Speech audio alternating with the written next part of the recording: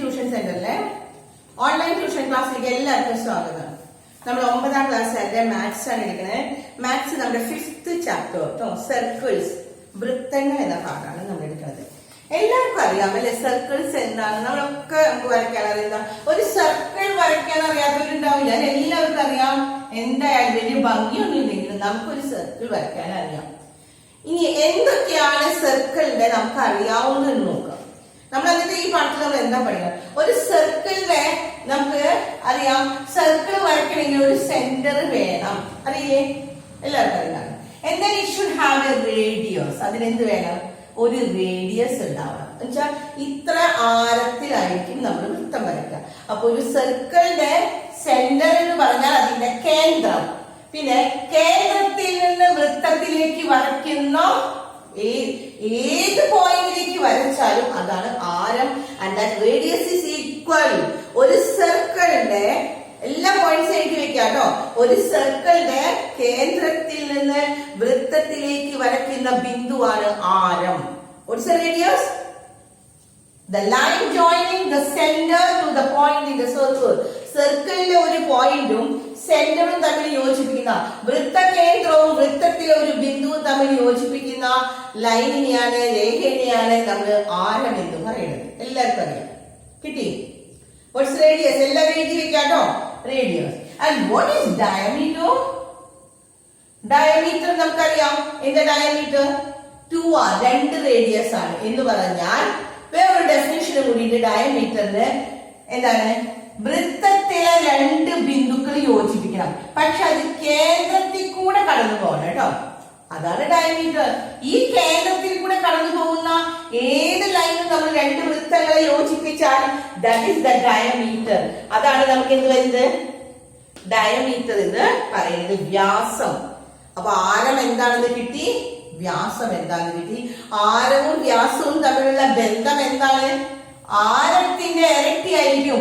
2r ആണ് diameter, വ്യാസം. 2r ആണ് വ്യാസം. കിട്ടിയില്ലേ? ഇനി നമ്മൾ എന്തൊക്കെ പഠിച്ചിട്ടുണ്ട്? ഇനി നമ്മള് ചുറ്റളവ് കാണാനുള്ള ഫോർമുല പഠിച്ചിട്ടുണ്ട് സർക്കിളിന്റെ. ഇല്ലേ? എന്താണ് സർക്കിളിന്റെ പെരിമീറ്റർ? ഇതൊന്നും നമുക്ക് ഇപ്പൊ ഈ പാഠത്തിൽ ഇപ്പൊ പറയുന്നില്ല. പക്ഷെ നമ്മൾ പഠിച്ച കാര്യങ്ങൾ നോക്കുന്നതാണ് 2πr.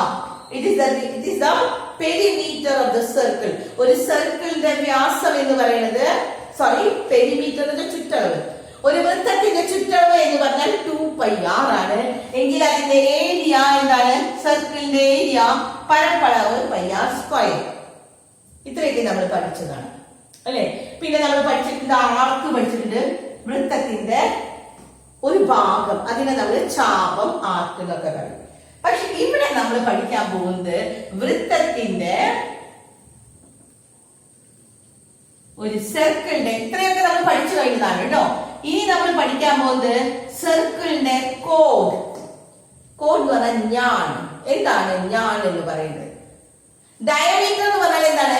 വൃത്തത്തിലെ 2 പോയിന്റുകളെ യോജിപ്പിക്കണം. പക്ഷെ സെന്ററിൽ കൂടെ കടന്നു പോകണം കേട്ടോ. പക്ഷെ ഒരു ഞാൻ എന്ന് പറഞ്ഞാൽ ഇതാണ് ഒരു ഞാൻ. ഒരു ഞാൻ എന്ന് പറഞ്ഞാൽ വൃത്തത്തിലെ ഏതെങ്കിലും 2 പോയിന്റുകളെ യോജിപ്പിച്ചാൽ മതി. സെന്ററിൽ കൂടെ കടന്നു പോകണ്ട കേട്ടോ. സെന്ററിൽ കൂടെ കടന്നു പോകണമെന്ന് ഒരു നിർബന്ധവും ഇല്ല. ഏതെങ്കിലും 2 പോയിന്റ്. ഇപ്പൊ ഇവിടെ ഒരു പോയിന്റും ഈ ഒരു പോയിന്റും നമുക്ക് യോജിപ്പിക്കാം. ഇങ്ങനെ യോജിപ്പിച്ചൂടെ? ഈ പോയിന്റും ഈ പോയിന്റും ഇതെല്ലാം ഞാനുകളാണ്. ഞാൻ എന്ന് പറഞ്ഞാൽ എന്താണ്? ഒരു വൃത്തത്തിന്റെ ഒരു ബിന്ദുവിൽ നിന്ന് മറ്റൊരു ബിന്ദുവിലേക്ക് യോജിപ്പിക്കുന്ന രേഖയാണ് ഞാനുകൾ.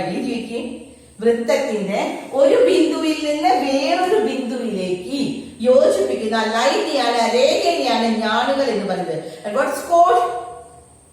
The line joining one point to the another point of the circle. സർക്കിളിലെ ഒരു പോയിന്റിൽ നിന്ന് വേറൊരു പോയിന്റിലേക്ക് യോജിപ്പിക്കുന്ന ലൈനെയാണ് ഞാനുകൾ. ഇപ്പൊ ഈ വൃത്തത്തില് നമുക്ക് ഇഷ്ടം പോലെ ഞാനുകൾ ഇങ്ങനെ വരയ്ക്കാം. ഇല്ലേ? എങ്ങനെ വേണമെങ്കിൽ ഞാൻ വരയ്ക്കാം. ഇങ്ങനെ ഞാനുകൾ വരയ്ക്കാം. 2 പോയിന്റ്സുകൾ നമ്മൾ യോജിപ്പിച്ചാൽ മതി, ഞാൻ കിട്ടും. പക്ഷെ which is the longest chord? ഏതായിരിക്കും longest chord? പല അളവിൽ നമ്മൾ കോഡിനെ വരയ്ക്കുന്നുണ്ട് അല്ലെ? പക്ഷെ ഇതിലെ ഏറ്റവും വലിയ കോഡ് ഏതായിരിക്കും? It is the diameter. കേന്ദ്രത്തിൽ കൂടെ കടന്നു പോകുന്ന വ്യാസം. ഈ വ്യാസമാണ് ഏറ്റവും വലിയ code. Which is the longest code. ഏറ്റവും വലിയ ഞാൻ ഏതാ? ഡയമീറ്റർ, വ്യാസമാണ് ഏറ്റവും വലിയ കോഡ്. ഇത്രയും കാര്യങ്ങളാണ് നമുക്ക് മനസ്സിലാക്കാനുള്ളത്. ഇനി നമുക്ക് പാഠം എടുക്കുമ്പോൾ ശരിക്കും പറഞ്ഞുതരാം. നമുക്ക് ഇനി കുറച്ച് ത്രികോണങ്ങൾ വരയ്ക്കാനാണ്. എങ്ങനെയാണ് നമ്മൾ ഒരു സർക്കിളിന്റെ സെന്റർ കണ്ടുപിടിക്കുക എന്നാണ് നോക്കുന്നത്.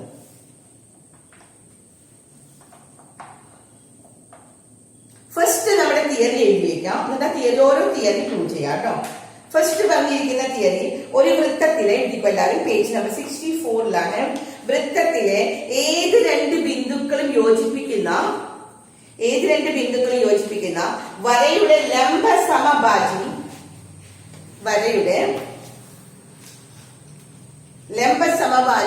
വൃത്തത്തിലൂടെ കടന്നു പോകുമെന്ന്. The perpendicular bisector of the line joining any 2 points of the circle passes through the center of the circle. സർക്കിളിന്റെ സെന്ററിൽ കൂടെ കടന്നു പോകുമെന്ന്. നമ്മള് ഒരു സർക്കിൾ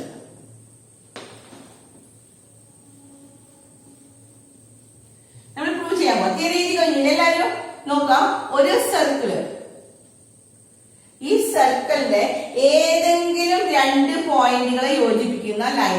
അത് ഞാൻ പറഞ്ഞു തന്നു, അതെന്താണെന്ന് പറഞ്ഞു നോക്കൂ അല്ലെ. പക്ഷെ തുടക്കമായിട്ട് അവർ പറയുകയാണ് ഏതെങ്കിലും രണ്ട് പോയിന്റിനെ യോജിപ്പിക്കുന്ന ലൈൻ എന്ന് പറഞ്ഞാൽ നമുക്കറിയാം ഇറ്റ്സ് എ കോഡ്. ഈ AB എന്ന് പറഞ്ഞാൽ കോഡാണ്. ഈ കോഡിനെ നമ്മൾ എന്ത് ചെയ്യണം? ഇതിന്റെ പെർപെൻഡിക്കുലർ ബൈസെക്ടർ വരച്ചാൽ അത് കേന്ദ്രത്തിൽ കൂടെ കടന്നു പോകുമെന്ന്. ഇതിന്റെ പെർപെൻഡിക്കുലർ ബൈസെക്ടർ എങ്ങനെയാണ് നിങ്ങൾ വരയ്ക്കാം? എങ്ങനെയാണ് ഒരു ലൈനിന്റെ പെർപെൻഡിക്കുലർ ബൈസെക്ടർ? എല്ലാവരും വരയ്ക്കട്ടോ. ഞാൻ പറഞ്ഞുതരാം. ആദ്യം ഒരു ലൈൻ, ഇതാണ് ലൈൻ, ഇതിന്റെ ഉള്ളിലാണ് നിങ്ങൾ വരയ്ക്കേണ്ടത്. അല്ലെങ്കിൽ നിങ്ങൾ വേറെ പുറത്തെടുത്തല്ല വരയ്ക്കേണ്ടത്. ഞാൻ കാണിച്ചു തരാൻ വേണ്ടി വേറെ പുറത്തേക്ക് എടുത്തതാണ്. ഇതാണ് നമ്മുടെ AB എന്ന് പറഞ്ഞ ലൈൻ. ഇതിന്റെ ബൈസെക്ടർ വരയ്ക്കാൻ നമ്മൾ പഠിച്ചിരിക്കുന്നതാണല്ലേ കഴിഞ്ഞൊക്കെ. എയിൽ കുത്താം, പകുതിയിലും കൂടുതലെടുത്തിട്ട് ഇവിടെ ആർക്ക് വരയ്ക്കാം. അതുപോലെ തന്നെ ഇവിടെയും ആർക്ക് വരച്ചാൽ ഇറ്റ് ഇസ് എ ബൈസെക്ടർ അല്ലെ. അപ്പൊ ഇതിന്റെ ബൈസെക്ടർ വരയ്ക്കണമെങ്കിൽ ഇവിടെ കുത്തി നമ്മൾ ഇവിടെയും ഇവിടുന്ന് വരച്ചാൽ ഇങ്ങനെ ഒരു ബൈസെക്ടർ കിട്ടും. ഈ ബൈസെക്ടർ വരച്ചാൽ ഈ വര കേന്ദ്രത്തിലായിരിക്കും, കേന്ദ്രത്തിലൂടെ കടന്നു പോകും എന്ന് പറഞ്ഞാൽ ഇതിന്റെ ബൈസെക്ടർ എപ്പോഴും എവിടെയാണെന്ന്? കേന്ദ്രത്തിലായിരിക്കും എന്ന്. കിട്ടിയോ? അപ്പൊ എല്ലാവരും ഇത് വരച്ചു വെക്കാം. തിയറി എഴുതിയതിനു ശേഷം വരച്ചു വെക്കാം. എന്താണ്? ഒരു സർക്കിൾ വരയ്ക്കാം. എന്നിട്ട് AB എന്ന് പറഞ്ഞ ഒരു കോഡ്, ഒരു ഞാൻ വരച്ചു. എന്നിട്ട് ഇതിന്റെ ബൈസെക്ടർ നിങ്ങൾ ആദ്യം വരയ്ക്കാം കേട്ടോ. സർക്കിൾ വരയ്ക്കുമ്പോൾ നിങ്ങളുടെ കയ്യിൽ എന്തായാലും സെന്റർ ഏർപ്പെടുത്തിയിട്ടുണ്ടാവും അല്ലെ. അപ്പൊ നിങ്ങൾ സെന്ററിൽ കൂടി ആണോ കോണേന്ന് നോക്കണം. ഇവിടെ പകുതിയിലും കൂടുതൽ കുത്തി ഇവിടെ ആർക്ക് വരയ്ക്കാം, അടിയിൽ ആർക്ക് വരയ്ക്കാം. അതുപോലെ തന്നെ ഇവിടെയും ആർക്ക് വരയ്ക്കുമ്പോൾ ഇങ്ങനെ ഒരു ലൈൻ കിട്ടും അല്ലെ. എന്നിട്ട് ഈ ലൈൻ നിങ്ങൾ നോക്കാം. ഇത് നീട്ടുമ്പോ അത് എങ്ങോട്ട് പോയിട്ടുണ്ടോ നോക്കാം. ഈ ലൈനിലായിരിക്കും എന്തായാലും ഇവിടെ സെന്റർ ഉണ്ടാവാം. മനസ്സിലായോ? കിട്ടിയില്ലേ? രണ്ടാമത് നമ്മൾ പറഞ്ഞിരിക്കുന്നത് പേജ് നമ്പർ 65 സെയിം തന്നെയാണ് തിയറി. അതുകൊണ്ട് രണ്ടാമത് എഴുതണ്ട. പക്ഷെ അതിലൊരു വാക്ക് മാത്രമേ വ്യത്യാസമുള്ളൂ. The perpendicular bisector of any കോഡ് എന്നായി. ആദ്യം ഒരു കോഡ് എന്ന് പറഞ്ഞില്ല, ഈ രണ്ട് അറ്റങ്ങളെ യോജിപ്പിക്കുന്ന ഒരു ലൈൻ എന്നാണ് പറഞ്ഞത് അല്ലെ. ഇപ്പൊ പറയാണ് the perpendicular bisector of any കോഡ് of a circle passes through its centre. വൃത്തത്തിലെ ഏത് ഞാണിന്റെയും ലംബ സമഭാജി. ഞാൻ എന്ന് പറഞ്ഞാൽ ഇത് കേട്ടോ. ഇതാണ് നമ്മൾ ഫസ്റ്റ് തിയറിയിൽ പറഞ്ഞത്, രണ്ടറ്റങ്ങളെ യോജിപ്പിക്കുന്ന രേഖ എന്ന്. അവിടെ എന്താക്കിയാൽ മതി? ഞാൻ എന്ന് പറഞ്ഞാൽ മതി. ഏത് ഞാണിന്റെയും ലംബ സമഭാജി വരച്ചാൽ അത് വൃത്ത കേന്ദ്രത്തിലൂടെ കടന്ന് പോകും. കിട്ടിയില്ലേ? അപ്പൊ അത് രണ്ടും ഒരൊറ്റ തിയറി തന്നെയാണ് കേട്ടോ. പേജ് നമ്പർ 65ലും പേജ് നമ്പർ 64ലും. ഇനി പേജ് നമ്പർ 65ന്റെ അവസാനത്തിൽ വേറൊരു നമുക്ക് തന്നിട്ടുണ്ട്. വൃത്തകേന്ദ്രത്തിൽ നിന്ന്, അത് എഴുതിയേക്കാം കേട്ടോ, തെളിയിക്കാം. വൃത്തകേന്ദ്രത്തിൽ നിന്നുള്ള ലംബം ഞാണിനെ സമഭാഗം ചെയ്യുന്നു. നേരെ തിരിച്ചിങ്ങോട്ട് ഞാണിനെ സമഭാഗം ചെയ്യുന്നു. വൃത്തകേന്ദ്രവും ഞാണിന്റെ മധ്യബിന്ദു യോജിപ്പിക്കുന്ന വര ഞാണിന് ലംബമാണ്. ഇതാണ് നമ്മുടെ തിയറി. രണ്ട് കാര്യങ്ങളാണ് ഇതിൽ പറയുന്നത് കേട്ടോ. രണ്ട് കാര്യങ്ങൾ പറയുന്നുണ്ട്. നോക്കാം. ഫസ്റ്റ് വൺ ഇംഗ്ലീഷിന്റെ കാര്യം എഴുതാട്ടത് എന്താണ്? രണ്ട് കാര്യങ്ങൾ പറഞ്ഞത്. Perpendicular from the centre of the circle to the code bisect the code. The perpendicular from the center of the circle it bisect the chord. ഇനി അടുത്ത അത് തന്നെ തിരിച്ചു പറയാണ്. The line joining the center of the circle and the midpoint of the chord is perpendicular. ഈ രണ്ട് കാര്യങ്ങൾ ഞാൻ ഒന്നുകൂടി പറഞ്ഞുതരാം. എന്നിട്ട് നമുക്ക് തിയറിയിലേക്ക് ഒന്നുകൂടി നോക്കാം കേട്ടോ.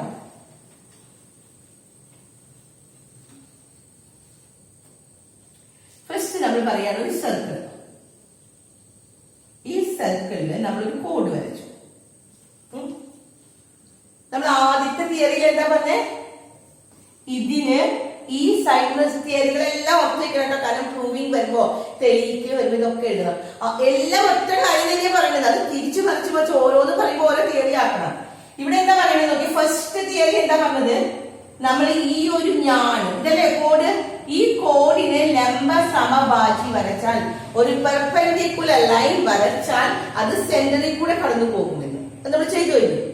രണ്ടാമത് പറയുന്ന കാര്യം, ഇതൊരു ഒരു കോഡ്. നമ്മൾ സർക്കിൾ വരയ്ക്കുമ്പോൾ നമ്മുടെ കയ്യിൽ സെന്റർ ഇവിടെ ഉണ്ട് അല്ലെ?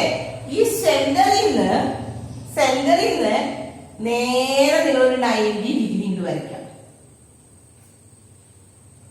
സെന്ററിൽ നിന്ന് 90 ഡിഗ്രി ഇങ്ങ് വരച്ചാൽ എന്തായിരിക്കും? ശരിക്കും ഇവിടെ 90 ഡിഗ്രി വരച്ചാൽ ഇത് 90 ഡിഗ്രി, ഇത് 90 ഡിഗ്രി. അങ്ങനെയാണെങ്കിൽ ഈ സൈഡിനെ ഇത് ബൈസെക്ട് ചെയ്യുമെന്ന്. എ ബി എന്ന് പറഞ്ഞ ഞാനിനെ ഇത് ബൈസെക്ട് ചെയ്താൽ എ സിയും ബി സിയും ഈക്വൽ ആണ്. തിയറി കിട്ടിയ രണ്ടാമത്തെ തിയറി. ഇത് രണ്ടാമത്തെ തിയറി വന്ന് കേന്ദ്രത്തിൽ നിന്ന് സെന്ററിൽ നിന്ന് ഒരു ലംബരേഖ വരച്ചാൽ, ഒരു പെർപെൻഡിക്കുലർ ലൈൻ വരച്ചാൽ, കേന്ദ്രത്തിൽ നിന്ന് നമ്മൾ ഒരു പെർപെൻഡിക്കുലർ ലൈൻ വരച്ചാൽ ഇറ്റ് ബൈസെക്ട്സ് ദ ഞാൻ കോഡ്. കിട്ടിയോ? അപ്പൊ ഇനി ഒന്നുകൂടി നോക്കിയിട്ട് ഫസ്റ്റ് ലൈൻ നമ്മൾ ചെയ്ത് ശരിയായോ? ഒരു വൃത്തത്തിന്റെ കേന്ദ്രത്തിൽ നിന്നുള്ള ലംബം ഞാനിനെ സമഭാഗം ചെയ്യുന്നു. രണ്ടാമത്തെ തിയറി കിട്ടിയില്ല എല്ലാവരും? എഴുതിയിരിക്കാം. The perpendicular from the center of the circle to the chord bisect the chord. കോഡിനെ ബൈസെക്ട്. ഞാൻ പറയുന്ന തിയറികളെല്ലാം എനിക്ക് നാളെ പറഞ്ഞു തരണം കേട്ടോ. ചോദിക്കുമ്പോ എല്ലാവരും ഉത്തരം പറയണം. ഫസ്റ്റ് തിയറി എന്താ പറഞ്ഞത്? ഒന്നുകൂടി പറഞ്ഞുതരാം. ഫസ്റ്റ് തിയറി എന്താ പറഞ്ഞത്? ഒരു കോഡിന്റെ പെർപെൻഡിക്കുലർ ബൈസെക്ടർ വരച്ചാൽ it passes to the center. അത് കേന്ദ്രത്തിൽ കൂടിയാണ് കടന്നു പോകുള്ളൂ. ഒരു ഞാനിനെ ലംബ സമഭാജി വരച്ചാൽ അത് കേന്ദ്രത്തിൽ കൂടെ കടന്നു പോകും. എല്ലാവരും എഴുതിയില്ലേ? ഫസ്റ്റ് വൺ എന്നിട്ട് ഇത് വരച്ചു വെക്കണം. രണ്ടാമത്തത് ഈ തിയറിയാണ്. ഒരു വൃത്തത്തിന്റെ കേന്ദ്രത്തിൽ നിന്ന് ഒരു ലംബം വരച്ചു കഴിഞ്ഞാൽ അത് ഞാനിനെ സമഭാഗം ചെയ്യുന്നു.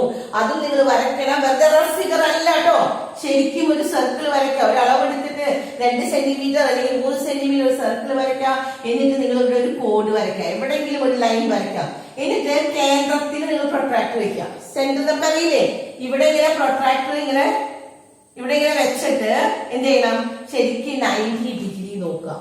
90 ഡിഗ്രി നോക്കുമ്പോ എന്തുണ്ടാവും? ഈ 90 ഡിഗ്രി ഇത് വരുന്ന സമയത്ത് പെർപെൻഡിക്കുലർ ലൈൻ ആണെങ്കിൽ ഇതാണെന്ന് നോക്കിക്കോ. ഈ വശവും ഈ വശവും ഈക്വൽ ആണ്. നിങ്ങൾ ആ കോമ്പസ് കൊണ്ട് തന്നെ ഈ വശം ഒന്ന് അളക്കാം, ഇവിടെ ഈ വശവും അളക്കാം. അത് സെയിം ആയിരിക്കും, ഈക്വൽ ആയിട്ട് ബൈസെക്ട് ചെയ്യും. രണ്ടാമത്തെ തിയറി കഴിഞ്ഞു. ഇനി third theory. The line joining the center of the circle to the midpoint of the chord is perpendicular. മൂന്നാമത്തെ തിയറി പറയുന്നത് ഇത് തന്നെ ഒന്നുകൂടി തിരിച്ചു പറയുകയാണ്. എന്താണ്? കേന്ദ്രത്തിൽ നിന്ന് ഇപ്പൊ ഒരു ഞാൻ നമ്മളിവിടെ വരയ്ക്കാം, ഒരു സർക്കിൾ വരയ്ക്കാം, എന്നിട്ട് ഒരു ഞാൻ വരയ്ക്കാം. എന്നിട്ട് കേന്ദ്രവും ഈ ലൈൻ നിങ്ങൾ അളക്കാട്ടോ. ശരിക്കും അളന്നിപ്പോ നിങ്ങൾക്ക് ഒരു 6 സെന്റിമീറ്റർ ഉണ്ട്, അല്ലെങ്കിൽ ഇതൊരു 4 സെന്റിമീറ്റർ ഉണ്ടെങ്കിൽ, ഇത് 4 സെന്റിമീറ്റർ ഉണ്ടെങ്കിൽ ഇവിടെ 2 സെന്റിമീറ്ററിന്റെ അവിടെ കുത്തിടാം.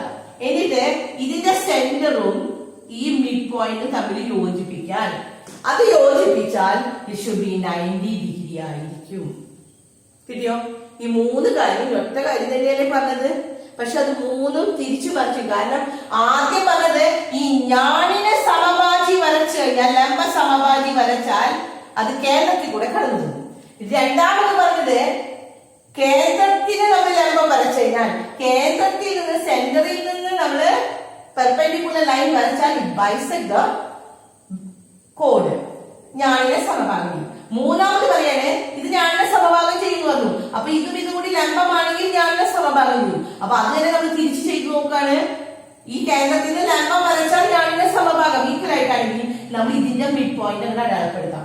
ഈ മിഡ് പോയിന്റും ഈ കേന്ദ്രവും തമ്മിൽ നമ്മൾ യോജിപ്പിച്ചാൽ നോക്കിയാൽ ഇത് ശരിക്കും 90 ഡിഗ്രി ആയിരിക്കും. ഇത്രയും കിട്ടിയില്ലേ? 3 തിയറി കിട്ടിയില്ലേ? ഇനി തിയറിയിലോ നോക്കട്ടെ. ഇനി ഇപ്പൊ തിയറി ഒന്നും പറഞ്ഞിട്ടില്ല, നമുക്ക് ഇത്രയും തിയറിയാണുള്ളത്. ഇനി നമ്മൾ വരയ്ക്കാനുള്ളത് ഇവിടെ നമുക്ക് പേജ് നമ്പർ 65 ഒരു വളപ്പൊട്ടിന്റെ കഷ്ണം എടുക്കാം. ഒരു സർക്കിളിന്റെ എവിടെയെങ്കിലും ഒരു ഭാഗം നമുക്ക് കിട്ടിയാൽ മതി.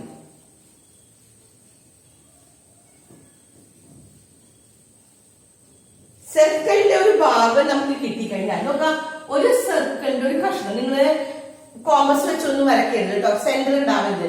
ഒരു വളപ്പൊട്ടിന്റെ കഷ്ണം എടുക്കാം, അല്ലെങ്കിൽ ഇപ്പൊ എന്തെങ്കിലും ഒരു അടപ്പനോ എന്ത് വേണമെങ്കിലും എടുത്തോ. ഒരു സാധനം സർക്കിളിന്റെ ഒരു വളയാണ് ഏറ്റവും എളുപ്പം, അതിന്റെ ഒരു കഷ്ണം ഇട്ട് വരയ്ക്കാം. എന്നിട്ട് ഈ സർക്കിൾ നമ്മളോട് കംപ്ലീറ്റ് ചെയ്യാൻ പറയാണ്. അല്ലെങ്കിൽ സർക്കിൾ കംപ്ലീറ്റ് ചെയ്യണമെങ്കിൽ അതിന്റെ സെന്റർ വേണം, അല്ലാണ്ട് വളരെ കഷ്ണം വട്ടം വരയ്ക്കാനല്ല പറയുന്നത് കേട്ടോ. ഈ വളപ്പൊട്ടിന്റെ ഒരു കഷ്ണം കിട്ടിയാൽ അതിന്റെ സെന്റർ നമ്മൾ കണ്ടുപിടിക്കണം. അത് നമുക്ക് എങ്ങനെയാണ് കണ്ടുപിടിക്കാൻ നമ്മൾ നോക്കണം. അപ്പോ സർക്കിളിന്റെ സെന്റർ കണ്ടുപിടിക്കണമെങ്കിൽ നമ്മൾ എന്താ ചെയ്യേണ്ടത്? അപ്പൊ ആദ്യം നിങ്ങൾ ഒരു വളപ്പൊട്ട് എടുത്തിട്ട് ഇത് വരയ്ക്കാം. എന്നിട്ട് നമ്മൾ എന്താ ചെയ്യേണ്ടത്? 2 കോഡ്സ് ഇങ്ങോട്ട് വരയ്ക്കാം. ഇവിടെ ഒരു കോഡും ഇവിടെ ഒരു കോഡും. കോഡ് എന്താണെന്ന് അറിയാം, ഞാൻ എന്താണെന്നറിയാം, വൃത്തത്തിന്റെ 2 മൂലയും കിട്ടിയില്ലേ? എന്നിട്ട് ഇതിന് പെർപെൻഡിക്കുലർ ബൈസെക്ട് വരയ്ക്കാം കേട്ടോ. എങ്ങനെയാ പെർപെൻഡിക്കുലർ ബൈസെക്ട് വരയ്ക്കാൻ ലൈന്? ഇവിടെ കുത്തി പകുതിയിലുള്ളിൽ ഇവിടെ ആർക്ക് വരച്ചു, ഇവിടെ കുത്താം, ഇത് ആർക്ക് വരച്ചാൽ യോജിപ്പിക്കാം. അതുപോലെ ഇവിടെ നമ്മൾ ആർക്ക് വരച്ചു, ഇവിടെ ആർക്ക് വരച്ചു, ഇതിന് ശരിക്കും ഒരു പെർപെൻഡിക്കുലർ ലൈൻ വരയ്ക്കാം. അതുപോലെ തന്നെ ഈ കോഡിന്റെയും പകുതിയിലും കൂടുതൽ എടുത്തിട്ട് നമ്മൾ ഇവിടെയും ഇത് വരച്ചു. ഇതിനും നമ്മൾ എന്ത് ചെയ്യണം? ഒരു ഞാനിന്റെ സമഭാഷി വരച്ചു. അപ്പൊ ഈ കൂട്ടിമുട്ടുന്ന ബിന്ദു ഉണ്ടാവില്ലേ? ഈ ബിന്ദുവാണ് സെന്റർ ഓഫ് ദ സർക്കിൾ. എന്നിട്ട് നിങ്ങൾ ഇവിടെ കോമ്പസ് വെച്ചിട്ട് ശരിക്കും വരച്ചാൽ ആ സർക്കിൾ കംപ്ലീറ്റ് ആവും. അപ്പൊ എല്ലാവരും ഇത് നാളേക്ക് വരച്ചിട്ടുണ്ടാവണം. ഒരു സർക്കിൾ വരയ്ക്കാം. സർക്കിൾ അല്ല, ഒരു വളപ്പൊട്ടിന്റെ കഷ്ണം എടുത്ത്, അല്ലെങ്കിൽ എന്തെങ്കിലും ഒരു സർക്കിൾ ഷേപ്പിലുള്ള ഒരു, അല്ലെങ്കിൽ നിങ്ങളുടെ പ്രൊട്രാക്ടറിന്റെയോ അല്ലെങ്കിൽ ഒരു അടപ്പൻ എടുത്ത് വെച്ചിട്ട് അതോ വെച്ചിട്ട് എങ്ങനെയും ഒരു കഷ്ണം വരയ്ക്കാം. അതിന്മേൽ 2 കോഡ്സ് ഇങ്ങോട്ട് വരച്ച് അതിന്റെ പെർപെൻഡിക്കുലർ ലൈൻ വരച്ചു കഴിഞ്ഞാൽ ആ 2 പെർപെൻഡിക്കുലർ ലൈൻ കൂടി കൂട്ടിമുട്ടുന്ന ഒരു പോയിന്റ് ഉണ്ടാവും. That is the centre of the circle. അപ്പൊ വൃത്തത്തിന്റെ കേന്ദ്രം കണ്ടുപിടിക്കാനുള്ള ഒരു വഴി നമ്മൾ പഠിച്ചു കഴിഞ്ഞു. അപ്പൊ ഇനി അടുത്ത ഭാഗം നമുക്ക് അടുത്ത ക്ലാസ്സിൽ പറഞ്ഞുതരാം.